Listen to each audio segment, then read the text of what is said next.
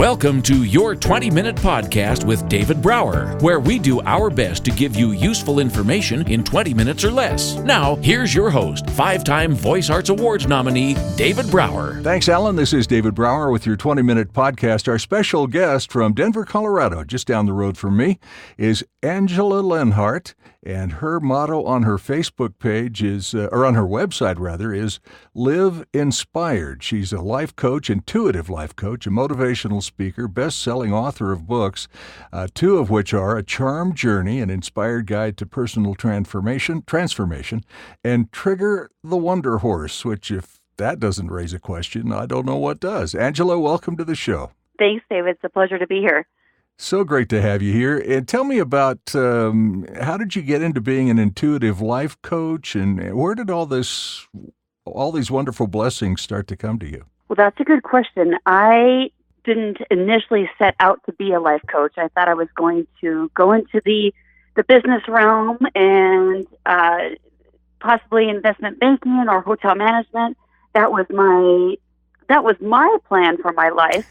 And then I'm laughing with you, not at you. Yeah, had another plan. Yeah, but that didn't occur until after my mom passed away when I was 24, and I began to ask myself the deeper questions like, what is life about, and what is my purpose, and where should I be of service?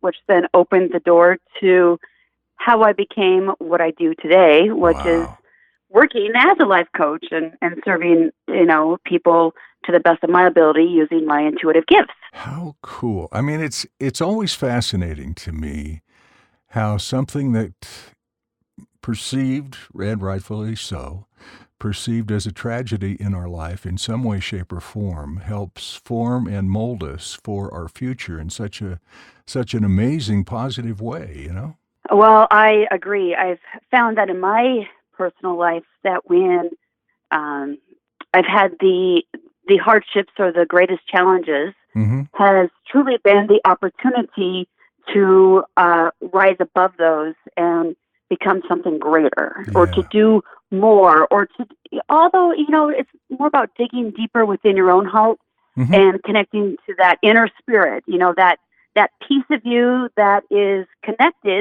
deeply connected to the universal consciousness, and then you begin to live according to that higher calling.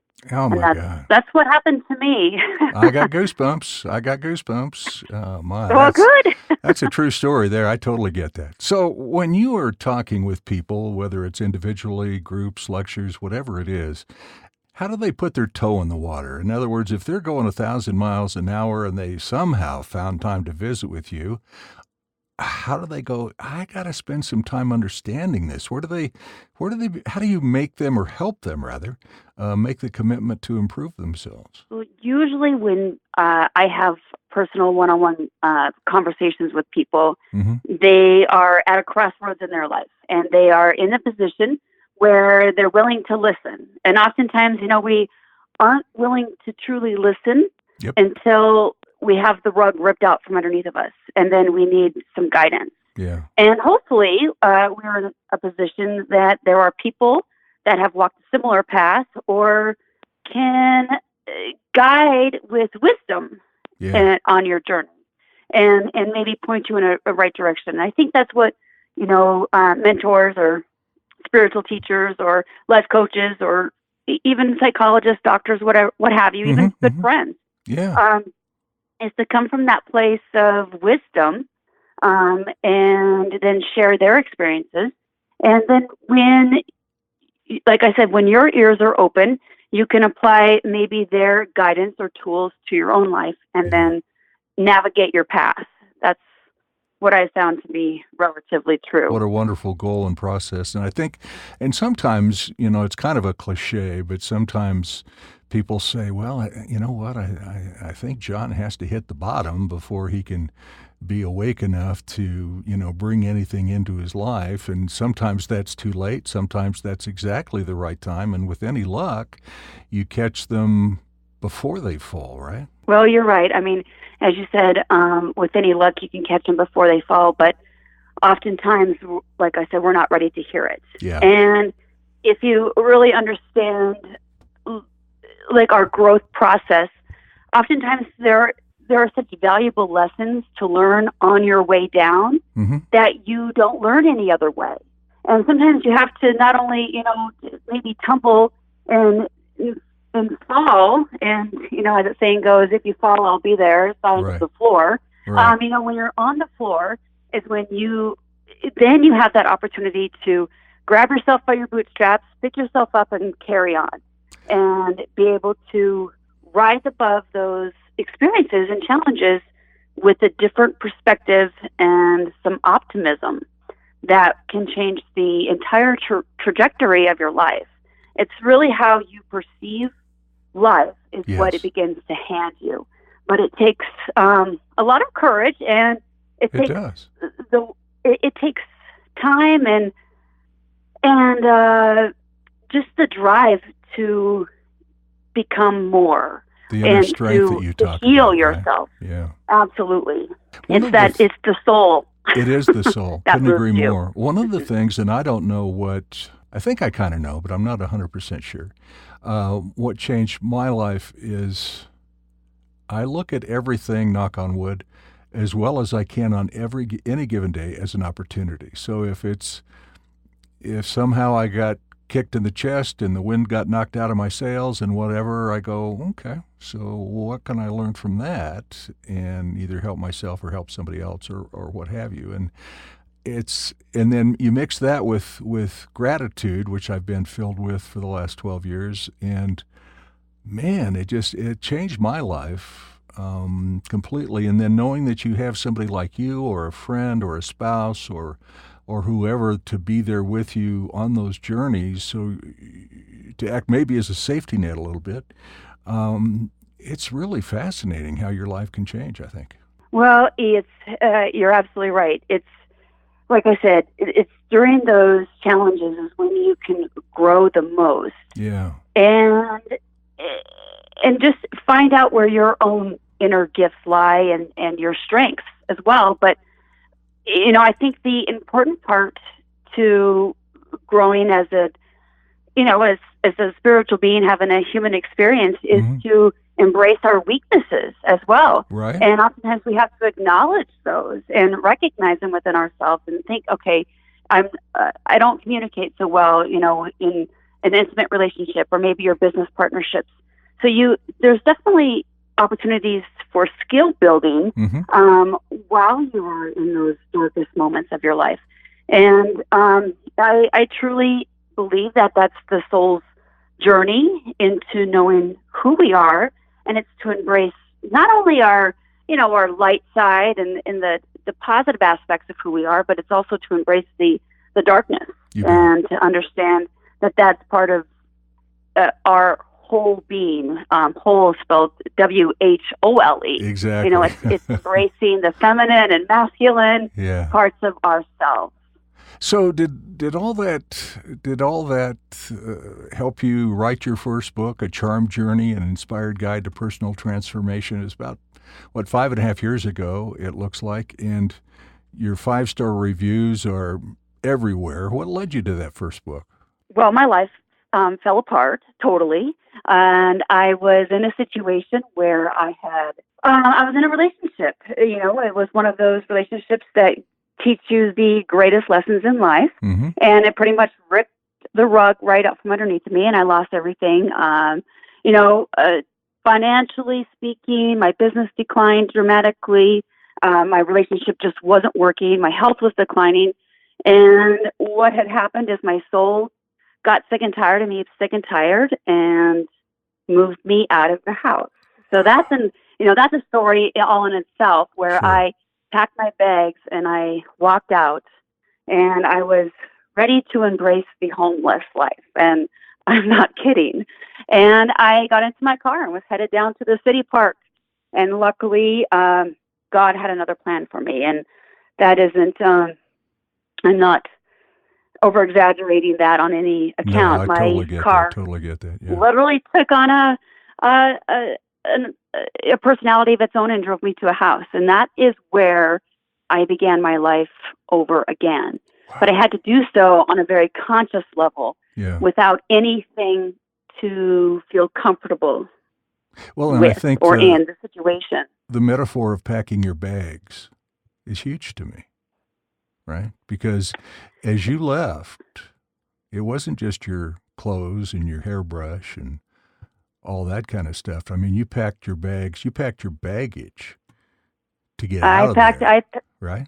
Absolutely. I packed everything, and which I only had a few bags because, or a few items, because the relationship was one that I had gotten rid of everything to, so I could compromise, quote unquote, right? And it was one of those relationships where there was really no compromising. It was all about him. Right. So, and I began to fall right into that, that role in his life. Sure. And like I said, my soul said, enough, enough of you not having boundaries, enough of you not standing up for yourself, and then enough of not growing up. You need to grow up. You do. And what a blessing, man. What a blessing.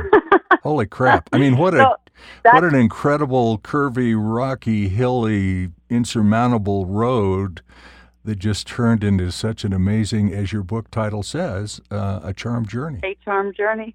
Well, as I was, the day that I had left that relationship and I found myself in a situation where it was with an individual, or actually a couple, that reminded me of my grandparents. And they had always said if I ever needed a place to stay in their home, I was always welcome there. And that's truly where God drove me that day. Wow. And as I was laying in the bed that day, thinking, what has just happened? Because that morning I was in a relationship, everything was fine. And then 3 hours later, here I am, have a few bags and my car, and that's pretty much it. And I said, what do I need to do, God, to change my life? And then that is when I was given specific instructions, and I followed the guidance. And that's also how I, got Wayne Dyer's endorsement. It wasn't because I knew anyone or had some special, email address to him.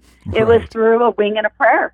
Yeah, well, absolutely. That's how he got it. And then that kind of set me on. It really just, one thing kind of led to the next. And that is what then provided me the opportunity to write my next book, Trigger the Wonder Horse, which is up for an award. So I'm pretty excited about that. Really? Wow. That's, I'm sorry. It's just Goosebump City here talking to you. It's, I mean, it really is, because we learn so much through adversity, and when the Holy Spirit or God could lead you through those things and say, hey, are you paying attention to me? Because I got these things over here. And you go, all right, let's go on that ride. Let's jump on that horse, right? Well, it wasn't that easy. Of course not. Fought God tooth and nail, and then it's kind of like then the universe just grabs you by your ponytail and drags you along, and you can either get on board or you don't. Yeah. But if you drag your heels, they're only going to get dirty. Yeah. So you might as well just start walking. And that was, so I definitely I chose the path that I don't highly recommend anyone to take, although it has been extremely rewarding. Exactly. And it allows you to help other people, and even the tiniest pieces of your journey, you're able to help them. It's just, wow. Well, let's talk about Trigger the Wonder Horse, your awe-inspiring true story. It's up for an award, you said? It is. For the CIPA Evie Awards, and we'll see towards the end of August what place we actually took in our category. Nice. And he's been my BFF for over 25 years. He's actually 41 years old, and he's a Palomino, and he's definitely that horse that has defied all odds. And he's beautiful besides. I mean, he's so beautiful. He's a looker. Right? He's a looker and graceful, and man, the eyes will hypnotize you even in a photograph. I mean, goodness gracious. Yeah, he truly is. I don't know. He's just a blessing. Words can't even express what he is or who he is, but he has, the story is kind of one of the supernatural. Well, not kind of, it is one of the supernatural. Yeah. And I think I'm just the messenger. Granted, I played, I was his partner in this, and my mouth was big enough to be able to put it together and then be able to voice it and have the courage to do so, because there were quite a few times where I wanted just to hide underneath my covers and never come out. Yeah. But I thought, you know what? I wasn't born to do that. I was born to do this. Yeah. And Wow. this is who I am. And luckily my goal is that, Trigger the Wonder Horse becomes a Hollywood motion picture someday. So if I visualize what I truly want to accomplish and, dream big in this world, it would be that our book becomes, a Hollywood motion picture. Well, and it becomes another vehicle to touch people in so many meaningful ways, right? Because the book obviously is doing that, and if a motion picture can take that to an even larger audience, oh my God. Oh, you know what? I'm going to invite everybody I know. We're going to rent out the AMC theater, and we're just going to sit there and eat a bunch of popcorn and jump up and down. Well, at least I'll be doing that. Send me a ticket. I'll be so. I'll ride I'll ride my Harley down and have some popcorn with you. Sounds like a deal. Yes, horses are such majestic animals, and not just because of their strength and their beauty, but they teach us so much about who we are as a human being, and patience and trust and building relationships. And without those core essentials, granted, you don't have a leg to stand on. Truly, you don't. And if you want to walk forward with tenacity and a lot of determination, you got to own it. And that is what horses can contribute to teaching you that life skill. We've only got a couple of minutes left, but I want to make sure people have an opportunity to visit you on your website. It's Angela Lenhardt. That's Angela, Angela, Lenhardt, LENHARDT.com. You can learn all about her and her services, intuitive business counseling, speaking, motivational speaking. She's got classes, workshops, a great blog. She's got 2 books available that you can order on the website or from Amazon. And I'm just so thrilled to talk to you today. What an inspiring life you have led and will continue to leave. And I can't wait to see the movie, man. Well, you got it. I'm putting those vibes out there. So I'm hoping that it reaches the right person that says, okay, I want this story now. Right. Well, and think about it. The Dr. Wayne Dyer, who knows? I mean, the way he came out of the universe to find you, why wouldn't a movie producer do that?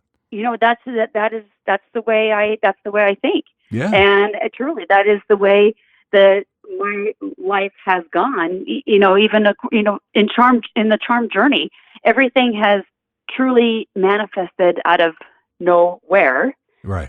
But it has manifested out of my thoughts and my vibrations and who I've decided to be. Absolutely. Yeah, your intentions. Mm-hmm. And the other thing that comes through very clearly to me, your authenticity, your integrity, your passion about doing the right thing. Those things speak volumes to an absolute stranger who passes you on the street and just looks you in the face. I mean, it's just right there. Oh, thank you. I appreciate that. I don't know, who to be besides myself. And there were times that I had tried to be someone else and that clearly didn't work. Yep. So I just thought, the heck with this. I'm going to be myself. And pretty soon you just become like a duck and let the water roll off your back. And I've learned to not take pretty much anything too seriously and take it with all a grain of salt. And if there's one thing that I know is that my faith is what has gotten me everywhere. You've been listening to part 1 of our interview with Angela Lenhardt. Listen to your 20-minute podcast with David Brower on the go. Downloads are available on YouTube, Twitter, Facebook, iTunes, iHeartRadio, Spotify, any podcast app, and on our website at davidbrowervo.com/your20-minute podcast. Until next time, thank you for listening.